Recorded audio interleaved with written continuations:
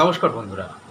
আমার এই সাপের সিরিজ দেখে এক বন্ধু আমাকে প্রশ্ন করেছেন যে সাপ কি আসলেই গুপ্তধন পাহারা দেয়? আসুন আমরা জেনে নিই।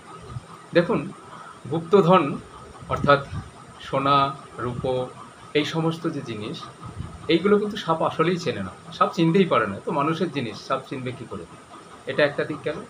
দ্বিতীয় দিক হচ্ছে, গুপ্তধন রাখা হয় কোনো সুরক্ষিত জায়গায়। অর্থাৎ এমন একটা জায়গায় যেখানে মানুষ তার নাগাল পায় না। সুতরাং সাপ তার নিরাপত্তা নিশ্চিত করতে সুরক্ষিত কোনো জায়গায় থাকবে, এটাই স্বাভাবিক। অতএব গুপ্তধন যে সুরক্ষিত জায়গায় রাখা আছে, সাপ সেখানে থাকতেই পারে তার নিজের প্রাণের জন্য।